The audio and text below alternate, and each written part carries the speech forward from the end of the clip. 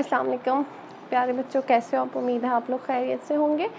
जी बच्चों, हम इल्म बदी पे बात कर रहे थे। हम 4 सनतें जो हैं वो पढ़ चुके थे। आज हम 5वीं सनत पढ़ेंगे।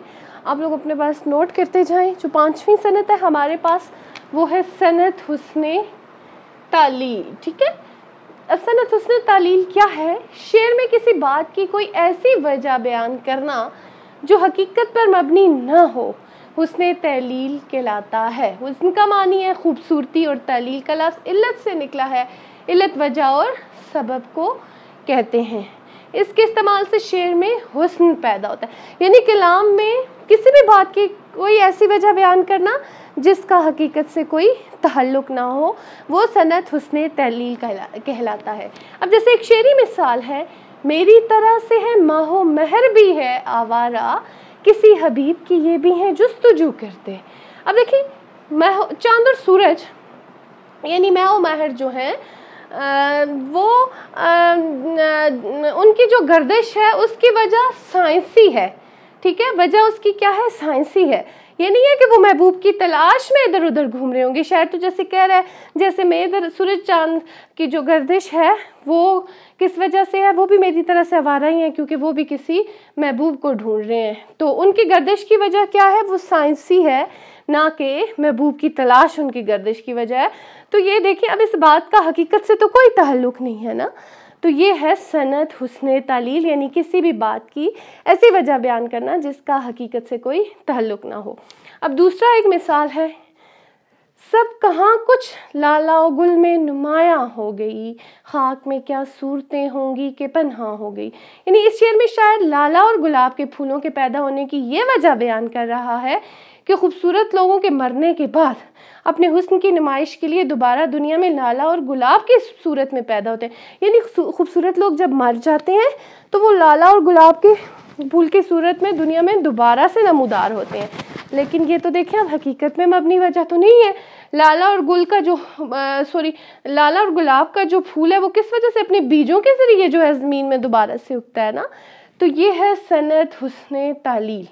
फिर हम बात करते हैं सनत, जो छठी सनत है हमारे पास, सनत तज़मीन। ठीक है, तज़मीन का लफ्ज़ी मानी है मिलाना। क्या लफ्ज़ी मानी है? मिलाना। जब शायर किसी दूसरे शायर के मिसरे को अपने शेर में इस्तेमाल करे तो सनत तज़मीन कहलाता है। अब जैसे एक मिसरा यानी उस शायर का अपना हो और दूसरा मिसरा वो किसी दूसरे शायर का शायरी में मिला ले, यानी तज़मीन का लफ्ज़ी मानी ही मिलाना है। एक मिसरा अपना और दूसरा किसी और का, तो उसे सनत तज़मीन कहते हैं। जैसे है, ये एक मिसाल है, बना है कोट ये नीलाम की दुकान के लिए है, सलाए आम है याराने नुक्ता दां के लिए। अब पहला जो मिसरा है ये तो सैयद ज़मीर जाफरी का है, ठीक है, और दूसरा मिसरा गालिब का है। तो ये हो गया सनत तज़मीन। जी, आपको हुस्ने तालील और तज़मीन की समझ आ गई होगी। अब हम बात करते हैं सनत लफ़ो नश्र की। जी बच्चों, सनत लफ़ो नश्र। ठीक है, लफ़ का लग़वी मानी है, लुग़वी मानी मिलाना, जोड़ना। नशर का लुग़वी मानी है बखेरना, फैलाना। जब शायर कुछ चीज़ों का जिक्र पहले मिसरे में करे और उनकी मुनासबत से उतनी ही चीज़ों का जिक्र दूसरे मिसरे में करे तो उसे सनत लफ़ो नशर कहते हैं। कि यानी कुछ चीज़ों का जिक्र पहले मिसरे में किया जाए, फिर उनकी ही मुनासबत से कुछ चीज़ों का जिक्र दूसरे मिसरे में किया जाए तो उसे सनत लफ़ो नशर कहते हैं। अब जैसे शेर देखें, मिसाल, गाज़ा और सुर्खी और सुरमा भी मुझे चाहिए। गाज़ा ये लाली नहीं होती, ब्लशन जिसे बोलते हैं, उसे बोलते हैं। यानी कि गाज़ा और सुर्खी और सुरमा भी मुझे चाहिए अपने रुखसारो लबो चश्म सजाने के लिए। अब गाज़ा की मुनासबत से रुखसार, ठीक है, सुर्खी की मुनासबत से लब, सुरमा की मुनासबत से चश्म का जिक्र एक मिसरे में। जैसे पहले मिसरे में गाज़ा का जिक्र है, सुर्खी का जिक्र है, सुरमा का जिक्र है। गाज़ा ज़ाहिर है रुखसारों पे लगाने के लिए वो लाली चाहिए, सुर्खी लबों को सजाने के लिए चाहिए, सुरमा आंखों में लगाने के लिए चाहिए। ये आपको समझ आ गई होगी कि सनत लफ़ो नशर क्या है। यानी कुछ चीज़ों का जिक्र पहले मिसरे में करना और फिर उनकी मुनासबत से मुनासिबत से चीज़ों का जिक्र, कुछ चीज़ों का जिक्र दूसरे मिसरे में करना, ये है सनत लफ़ो नश्र। अब फिर है सनत तफरीक। ठीक है, अब देख लें सनत तफरीक से जैसे फ़र्क करना से ही निकला है। अब देखें कैसे, तफरीक का मतलब है फ़र्क करना। जब शायर अपने शेर में दो चीज़ों का जिक्र करके दोनों के दरमियान फ़र्क बताए, उसे सनत तफरीक कहते हैं। यानी दो चीज़ों का जिक्र करे और फिर उनके दरमियान फ़र्क बताए तो उसे क्या कहा जाता है, सनत तफरीक। अब देखें कैसे दो चीज़ों का शायर ने जिक्र किया। मिसाल देखें, कैस में और हम में फ़र्क इतना है, एक कैस का जिक्र किया और एक हम यानी अपना जिक्र किया। पेशवा वो था, राज़न हम है।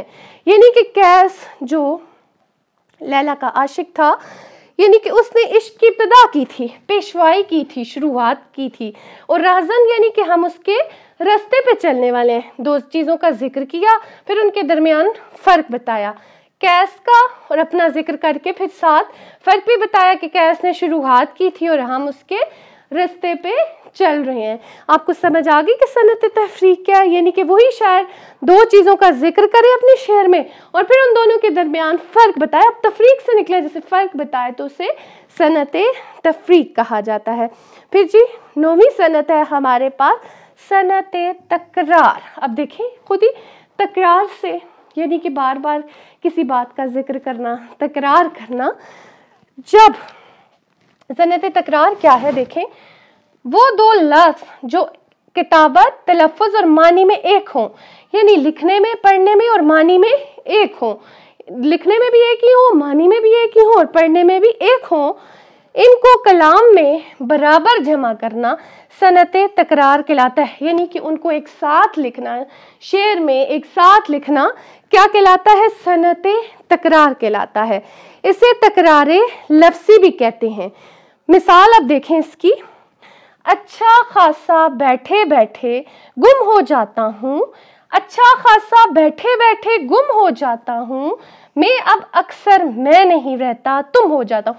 अब देखिए ये बैठे बैठे, बैठे बैठे क्या है, लिखने में, किताबत में भी एक ही है, तलफ़्फ़ुज़ में भी और मानी में भी एक ही है, तो ये तकरार लफ्ज़ी है ना, तो इसे सनत तकरार कहा जाता है। जी बच्चों, आपको सनत तकरार की समझ आ गई। आगे हम करते हैं जो दूसरी सनत है, सनत सियाक़तुल एदाद। ठीक है, एदाद से ज़हन में रख लें, ये जो गिनती के एदाद होते हैं, ये है जब मतलब शायद कलाम में गिनती के एदाद का जिक्र करे तो उसे सनत सियाक़तुल एदाद कहा जाता है। देखिए जब शायर अपने कलाम में गिनती के एदाद को इस्तेमाल करे, खा वो तरतीब से करे या बेतरतीब, तो उसे सनत सियाक़तुल एदाद कहते हैं। यानी वो तरतीब से 1 2 3 4 के हिसाब से भी आ सकता है, या 4 5 4 7 4 8 इस तरह की तरतीब भी हो सकती है। अब ज़रा शेरी मिसाल के साथ देख लें, उमर दराज मांग कर लाए थे 4 दिन, 2 आरज़ू में कट गए 2 इंतज़ार में। अब ये देखिए एदाद का जिक्र हो रहा है ना कलाम में, ये 4 दिन 2 आरज़ू में कट के 2 इंतज़ार में, ये है सनत सियाक़तुल एदाद। यानी जब शायर अपने कलाम में गिनती के एदाद को इस्तेमाल करे तो वो सनत सियाक़तुल एदाद होगी। अब ये आपके सामने है। फिर एक और मिसाल है, आके पत्थर तो मेरे सेहन में 2 4 गिरे, आके पत्थर तो मेरे सेहन में 2 4 गिरे, जितने उस पेड़ के फल थे पसे दीवार गिरे। अब इस शेर में ये सियाक़तुल एदाद का इस्तेमाल हुआ है 2 और 4, यानी कि ये एदाद है ना गिनती के, तो इसको सनत सियाक़तुल एदाद कहा जाता है। जी बच्चों, हमने 10 सनतें जो हैं वो कर ली हैं। आपने इस तरह से करना है हर सनत की, ये तो एक एक मिसाल 2 2 मैंने भी लिखवाई हैं, आपने इनके अलावा से एक एक मिसाल ढूंढ के कॉपी पे लिखनी है, याद करनी है। ये बड़े इंपॉर्टेंट हैं सनतें, आपने इनको याद करना है। बच्चों अपना बहुत सा ख्याल रखना है, ठीक है। साथ साथ आपके पास अभी टाइम है, घरों में ही होते हैं, कहीं बाहर निकलना भी नहीं है, तो ये काम जो है साथ साथ कॉपीज़ पे भी करते जाएं, कोर्स को कवर करने की कोशिश करें, साथ साथ याद करते जाएं। ठीक है, अपना बहुत सा ख्याल रखिएगा। अल्लाह हाफ़िज़ बच्चों।